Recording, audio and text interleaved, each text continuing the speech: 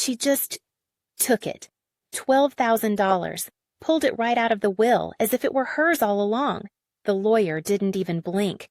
It all happened so fast. Am I overreacting? What would you do if your own sister did that to you? The memory stings, a constant throbbing ache right behind my eyes. Grandma's antique clock, the one that chimed every hour, sits silent now, gathering dust on the mantelpiece. Just like Grandma. Gone. And gone with her, apparently, went any sense of fairness in my family. The reading of the will was surreal. Dad looked shell-shocked. Mom kept dabbing at her eyes with a tissue that was already soaked through. And Sarah? My sister? She just sat there, serene, radiating an almost unbearable smugness. To my dearest granddaughters, the lawyer droned, his voice echoing in the uncomfortable silence of the living room. I could practically taste the dust motes dancing in the sunbeams. I leave my worldly possessions to be divided as follows, and then came the kicker. The line about the $12,000. To Sarah, $12,000 for her future endeavors. Future endeavors? Like what? Buying more designer handbags? I looked at Sarah, her perfectly styled blonde hair, her expensive dress, her air of effortless superiority. It made my stomach churn. That's what she was worth in Grandma's eyes. That's what I was worth. A less. Because after that, the will went on to say the rest of the estate, the house, the savings, everything else, was to be split equally between me and Sarah. But that $12,000, that was hers. Exclusively. Afterwards in the car, the silence was deafening. Dad just gripped the steering wheel, his knuckles white. Mom sniffled. And Sarah? She actually had the audacity to put her hand on my arm and say, "Don't be upset, Lizzie. It's just money." Just money? $12,000 is not just money, especially when you've been sacrificing your own life for the past 2 years. Taking care of Grandma, feeding her, bathing her, reading to her, listening to her endless stories about her youth. That's not just something you do for just money. That's love, or at least it should be. The fight erupted later that evening. Back at the house that now felt empty and cold without Grandma's presence. How could you, Sarah? How could you just sit there and accept that? I demanded, my voice trembling. Grandma adored you, but I was the one who was here day in and day out. I gave up my life for her. Sarah just shrugged. Grandma knew I needed it more, she said, her voice cool and dismissive. You're too emotional, Lizzie. You just wasted on something silly. Too emotional? That was her excuse? I was too emotional to deserve $12,000? I felt a wave of anger so intense I thought I might actually explode. Waste it? I yelled. I would have used it to pay for Grandma's medicine. Or maybe, I don't know, to actually help me get my life back on track after sacrificing 2 years. She rolled her eyes. Oh, please. You act like you're the only one who cared about Grandma. You just did it for the attention. That was it. That was the moment I knew something had to change. I couldn't let her get away with this. Not the money, not the condescension, not the blatant disregard for everything I had done. But how? Confrontation clearly wasn't working. Arguing with Sarah was like talking to a brick wall made of designer handbags and Botox. I needed a different approach, something subtle, something clever. I spent hours poring over Grandma's papers, searching for something, anything, that could explain what had happened. Why would Grandma leave Sarah that money? Did Sarah manipulate her somehow? The thought made me sick. I started sleeping in Grandma's room, surrounded by her familiar scent of lavender and old books. It was a strange comfort. Then, one rainy afternoon, while sifting through a box of old photographs, I found it. A small, unassuming envelope tucked away at the bottom. Inside was a handwritten note, dated just a few weeks before Grandma passed away. It was addressed to her lawyer, and it contained a single, crucial sentence. See Clause 7 regarding specific bequests. Clause 7? I rummaged through the will again, desperately searching for it. And there it was, buried deep within the legal jargon, a clause I had completely overlooked in my initial shock and grief. Clause 7 stated that any specific bequest exceeding $5,000 would only be valid if the recipient could prove they had maintained regular contact with the testator for at least 1 year prior to her death. Regular contact. And Sarah? Sarah hadn't visited Grandma more than 3 times in the past year. She was always too busy with her friends, her parties, her shopping trips. A slow, wicked smile spread across my face. Bingo. I had her. I didn't say a word to Sarah. I didn't give her any indication that I knew anything. I just kept my head down, played the grieving granddaughter, and let her bask in her ill-gotten gains. I knew the reading of the will wasn't actually final. There was still a window for contesting it, so I did nothing but wait. It wasn't easy. The injustice gnawed at me, but I knew patience was key. The day we all met at the lawyer's office to finalize, everything felt like a movie scene. Dad was still subdued, Mom was still teary-eyed, and Sarah was practically glowing with anticipation. I sat quietly, a knot of anxiety twisting in my stomach. This was it. The moment of truth. The lawyer began to read through the will again, confirming everyone's understanding of the terms. When he got to the part about the $12,000, he paused. Ms. Sarah, are you prepared to provide documentation demonstrating regular contact with your grandmother as stipulated in Clause 7? Sarah's smile faltered. Regular contact? What do you mean? She stammered. The lawyer cleared his throat. Clause 7 states that recipients of specific bequests exceeding $5,000 must prove they maintained regular contact with the testator for at least 1 year prior to her death. This would include phone records, emails, visits, anything to demonstrate a consistent relationship. Sarah's face drained of color. She looked at me, a flicker of panic in her eyes, but I just stared back, my expression unreadable.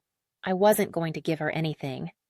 I don't understand, she stammered again. Grandma never mentioned anything about this. The clause is clearly stated in the will, Ms. Sarah, the lawyer said, his voice firm. If you cannot provide the necessary documentation, the bequest will be considered invalid. Silence descended on the room. A heavy, suffocating silence. Dad shifted uncomfortably in his seat.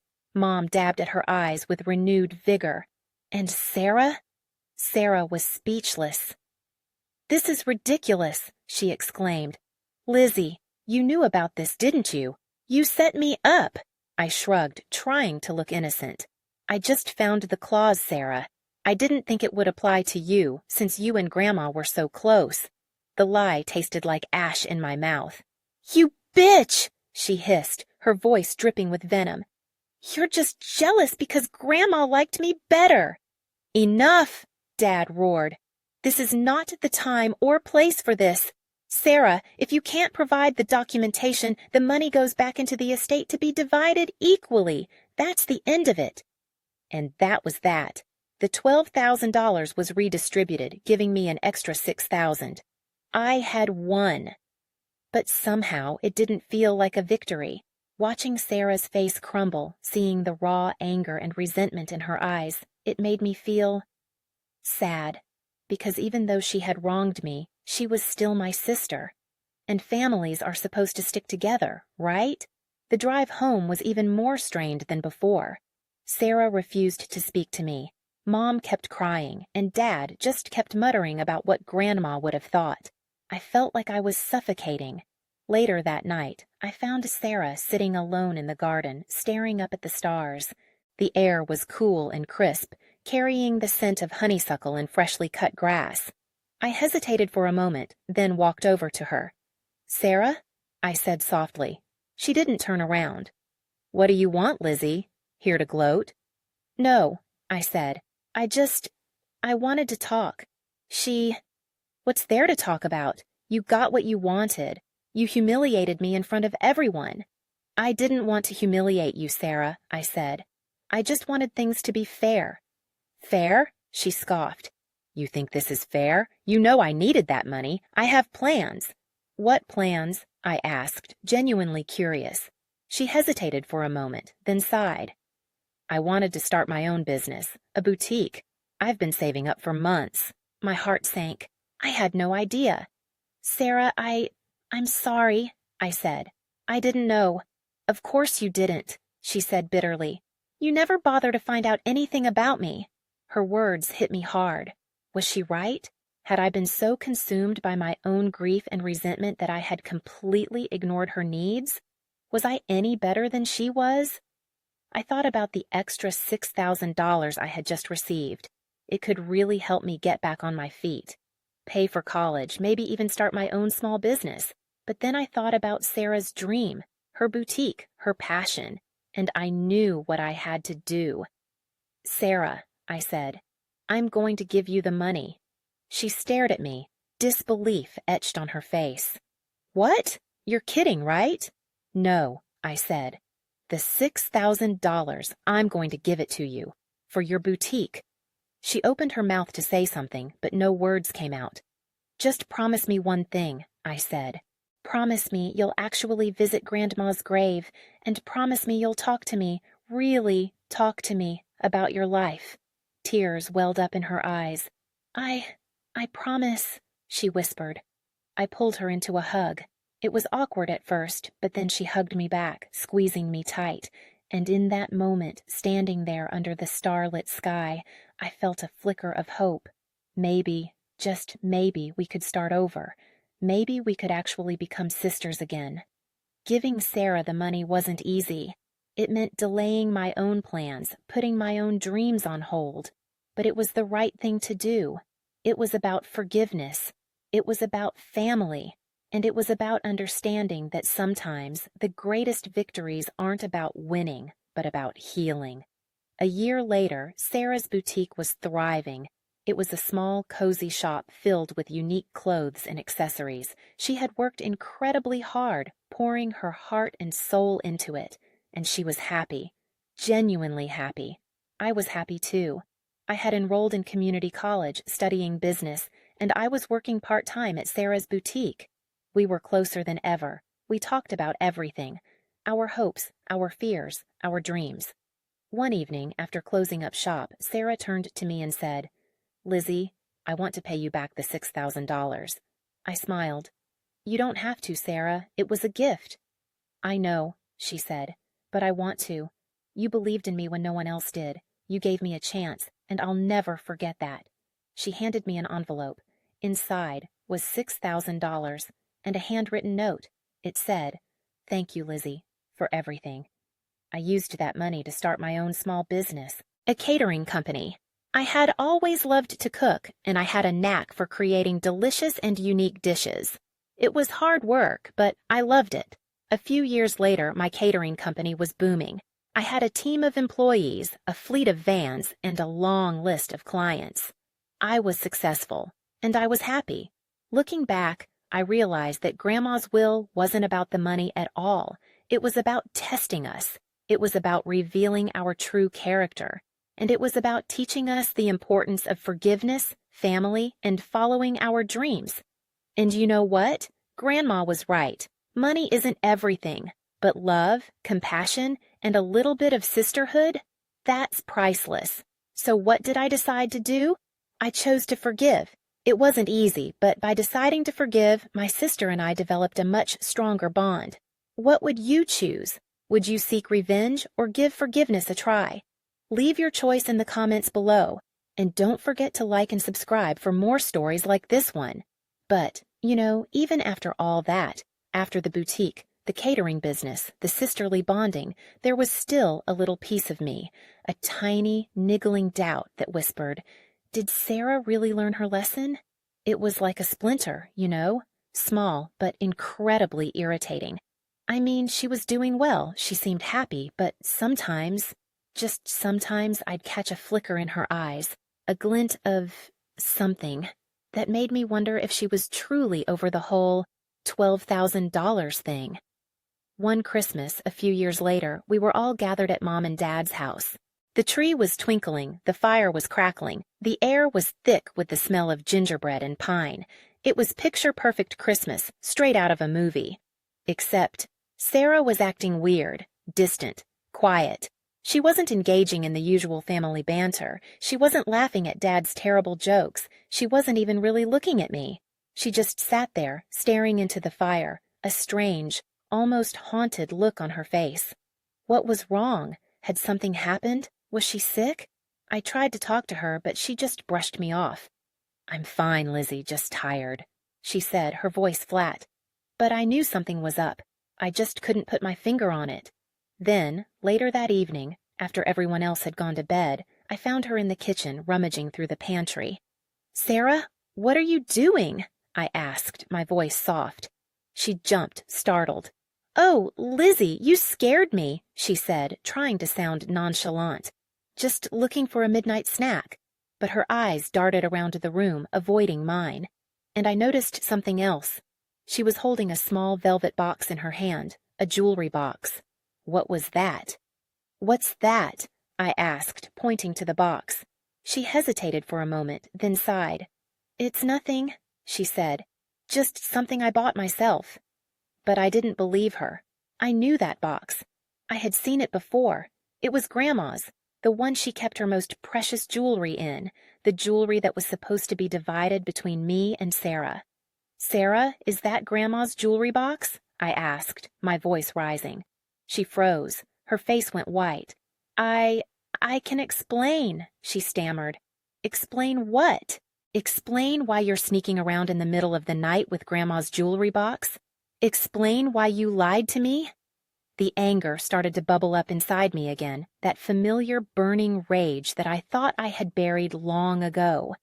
"I didn't lie," she said, her voice trembling. "Grandma gave it to me." "Gave it to you? When? Why?" I demanded. "Before she died," Sarah said.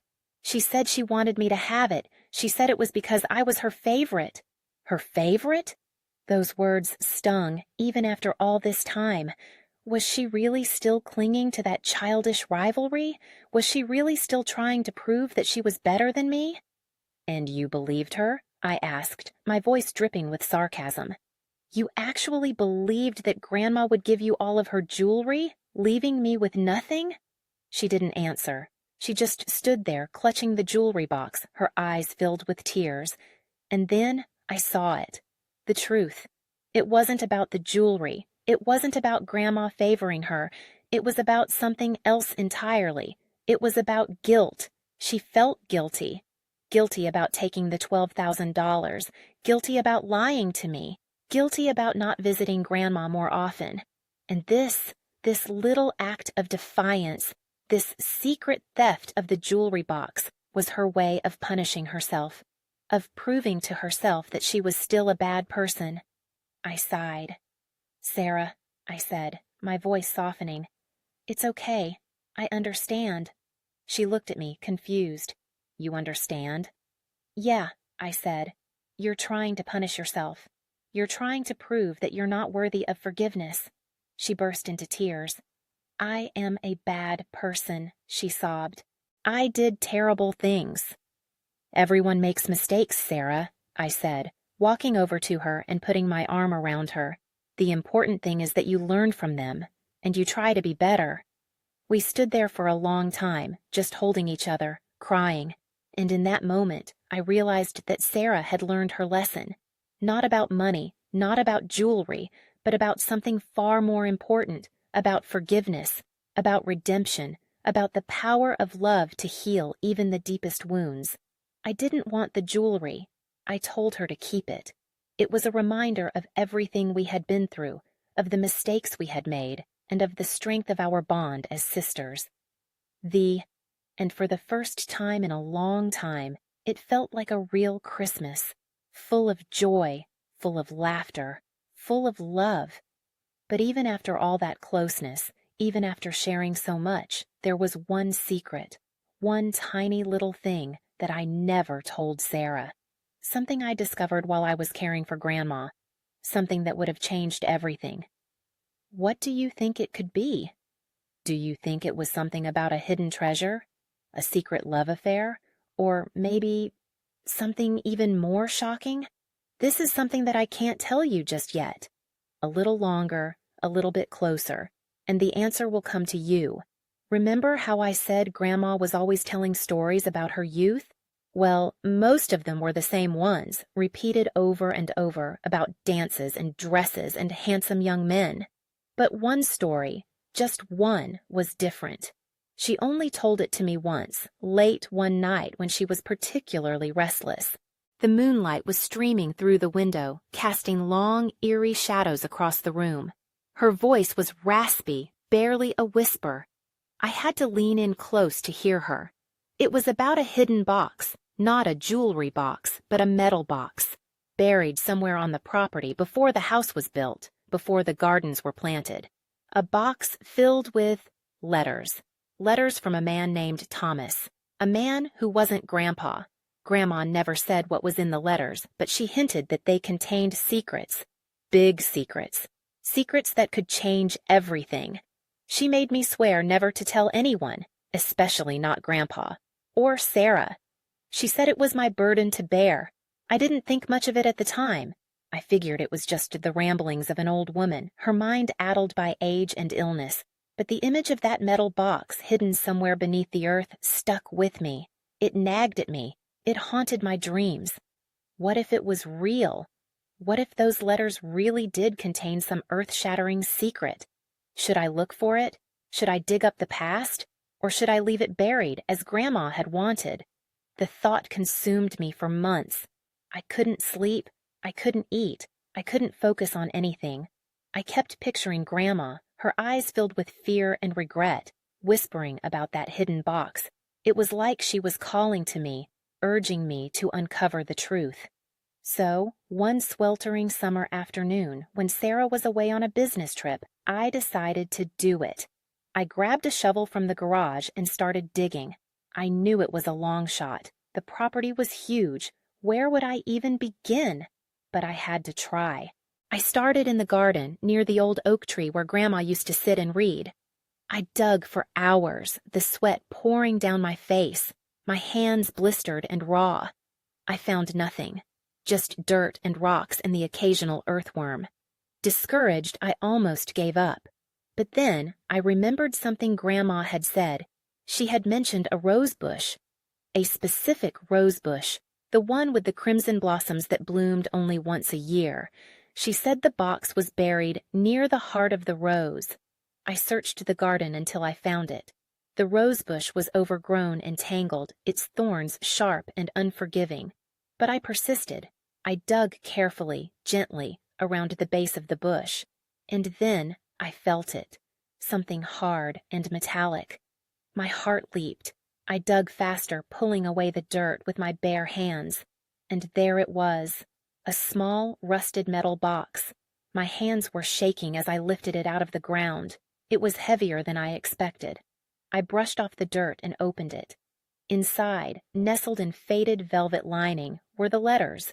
Dozens of them, all addressed to Grandma from a man named Thomas. I sat down on the ground, my back against the oak tree, and started to read. The letters were passionate, heartfelt, filled with longing and regret. Thomas wrote about his love for Grandma, his dreams of a life together, his heartbreak when she chose to marry Grandpa. He revealed secrets. Secrets about Grandpa's past, secrets about their families, secrets that could shatter everything I thought I knew about my history. It turned out that Grandpa wasn't the kind, gentle man I had always believed him to be. He had made mistakes, big mistakes, mistakes that had hurt a lot of people. And Grandma, she had been keeping those secrets for decades, protecting him, protecting the family. But why? Why had she chosen to bury the truth? Why had she burdened me with this knowledge? What was I supposed to do with it? Should I tell Sarah? Should I tell Mom and Dad? Or should I keep it buried, just like Grandma had done? The weight of those secrets pressed down on me, suffocating me. I felt like I was drowning in a sea of lies and half-truths. I needed to talk to someone. But who? Who could I trust? Who would understand? I looked up at the sky, the sun setting in a blaze of orange and purple, and I knew there was only one person I could turn to, someone who had always been there for me through thick and thin, Someone who had always understood me, even when I didn't understand myself. I picked up my phone and called Mom. What would you do if you were me? Would you reveal the truth? Or would you keep it buried? Mom, I need to talk to you, I said, my voice trembling. There was a long pause. Lizzie, what's wrong? You sound upset. It's about Grandma, I said, and Grandpa. Another pause. I could almost hear Mom's heart rate increasing through the phone. What about them? What's happened? I found something, I said. Something I wasn't supposed to find. What is it, Lizzie? Just tell me.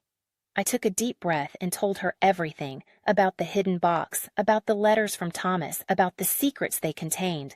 I told her about Grandpa's mistakes, about Grandma's lies, about the burden I was carrying. When I finished, there was silence on the other end of the line. A long, heavy silence. I didn't know what to expect. Would she be angry? Would she be shocked? Would she disbelieve me? Her voice was quiet, almost a whisper. I knew, she said. You knew? I asked, incredulous. You knew about the letters? About Thomas? About everything? Not everything, she said. But I knew there was something between Grandma and Grandpa that was never quite resolved. She told me that she had suspected for years that Grandpa had been hiding something. She had seen glimpses of it in his eyes, heard echoes of it in his words. But she had never pressed him. She had been afraid of what she might find. Grandma told me to keep it a secret, I said. She said it was my burden to bear. She shouldn't have done that, Mom said, her voice filled with sadness.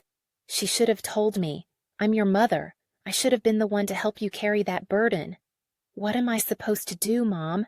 I asked, tears streaming down my face. What am I supposed to do with all this? I don't know, Lizzie, she said. But I know that you can't keep it to yourself. It's too much for one person to bear. You need to talk to someone. You need to share it with someone. But who? I asked. Who can I trust? You can trust me, she said. And you can trust your dad.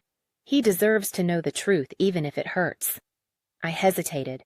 Telling Dad was a terrifying prospect. He had always idolized Grandpa. He had always seen him as a perfect, flawless man. How would he react to the news that his father had made mistakes? How would he react to the knowledge that his parents' marriage had been built on secrets and lies? Are you sure, Mom? I asked. Are you sure I should tell him? Yes, she said. I'm sure. He deserves to know, and you deserve to have him by your side. I sat down with Dad in the living room, the same living room where Grandma's will had been read, the same living room where so many family secrets had been kept hidden. I showed him the letters. I told him everything. He listened in silence, his face growing paler and paler with each word. When I finished, he didn't say anything. He just sat there staring at the letters, his eyes filled with disbelief and pain. I thought he was going to cry, but he didn't. He just closed his eyes and took a deep breath. This is a lot to take in, he said. I need some time to process this. I nodded. I understand, I said. Take all the time you need. He didn't go to work. He didn't talk to anyone. He just wandered around the house, lost in his own thoughts. I felt terrible. I had shattered his world. I had destroyed his image of his father. Had I done the right thing? Had I made a mistake? Then, one evening, he came to me. He sat down beside me on the couch and took my hand. Thank you, Lizzie, he said. Thank you for telling me the truth. I looked at him, surprised. You're not angry? I asked. Angry? He said.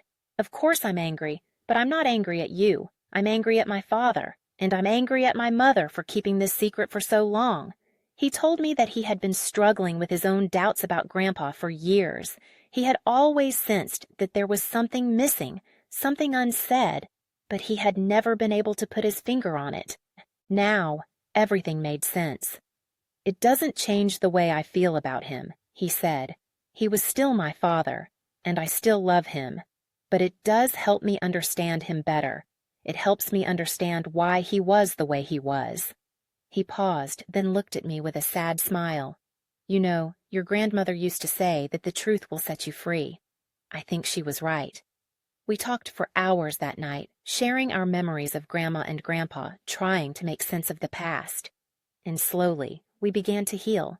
The secrets had been revealed, the truth had been told, and we were.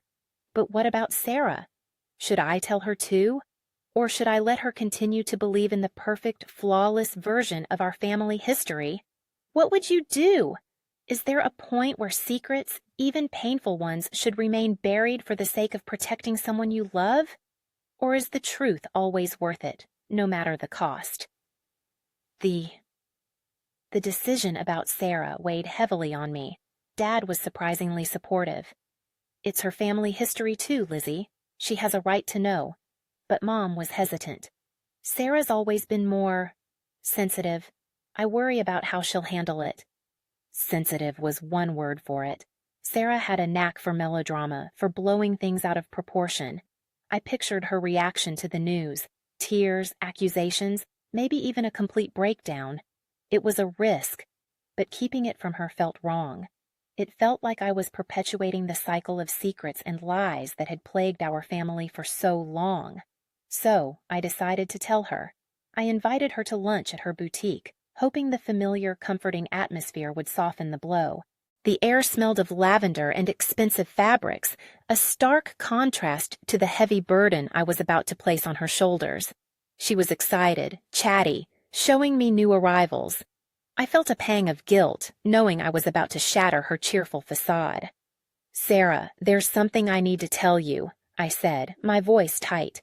She looked at me, her smile fading. "What is it? You look serious?" I took a deep breath and launched into the story, starting with the hidden box, the letters, and ending with Grandpa's secrets. I watched her face as I spoke, her expression shifting from curiosity to shock to disbelief. When I finished, she was silent. Her eyes were wide, her face pale. "You're lying," she whispered. "This can't be true." "I wish I was," I said.